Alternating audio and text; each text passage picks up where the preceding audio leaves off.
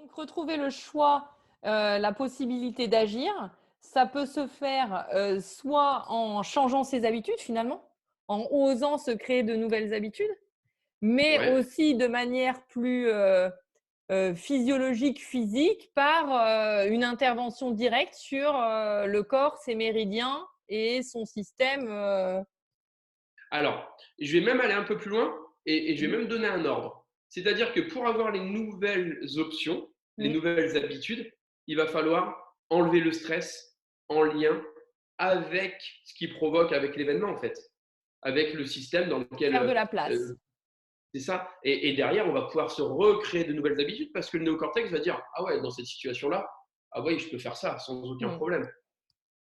J'ai le choix de réussir.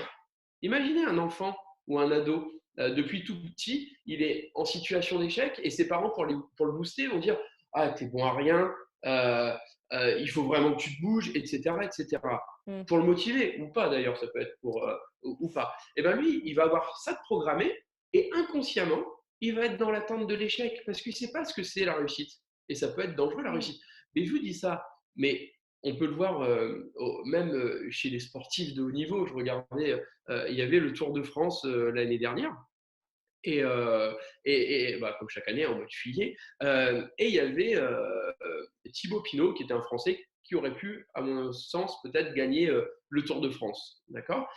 Avant le Tour de France, il disait, sur une interview, et ça m'a marqué, il disait euh, je pense avoir cette année les capacités de gagner le Tour de France. Par contre, je sais que si je gagne le Tour de France, ma vie va changer. Est-ce que je suis prêt à changer ma vie? Je ne Mmh. sais pas. Il était en position favorite pour gagner le Tour de France. À 4 étapes Mmh. de la fin, il se blesse sur une blessure qui n'arrive jamais chez un cycliste, c'est-à-dire une déchirure de l'ischio-jambier. Ça n'arrive jamais chez un cycliste, cette blessure, parce que Mmh. c'est quand même assez extraordinaire.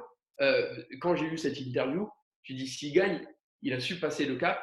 Et là, ça m'a donné raison. À 4 jours de la fin, où il était en position pour gagner, il se fait une blessure qui, à un moment Improbable. donné, Mmh. improbable pour un Ouais, cycliste. Et ils ne improbable. comprennent Mmh. pas. Le corps médical ne comprend pas ça.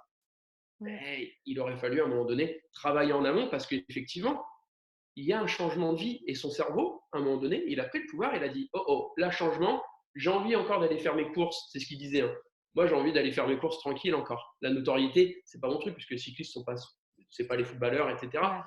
Et voilà, alors je dis pas que sa blessure est due à ça, mais en tous les cas, il y a une coïncidence qui est relativement intéressante. Et ben nous, au quotidien, c'est exactement pareil. C'est-à-dire que quand vous avez des stress par rapport à notre enfance, à notre petite enfance, à notre adolescence, à notre vie d'adulte, des Mmh. stress liés à nos parents, à nos grands-parents, à Mmh nos mh. arrière-grands-parents, et ben derrière, notre cerveau, il va dire attention, là il y a danger, donc je n'y vais pas et on n'a plus le choix tout simplement.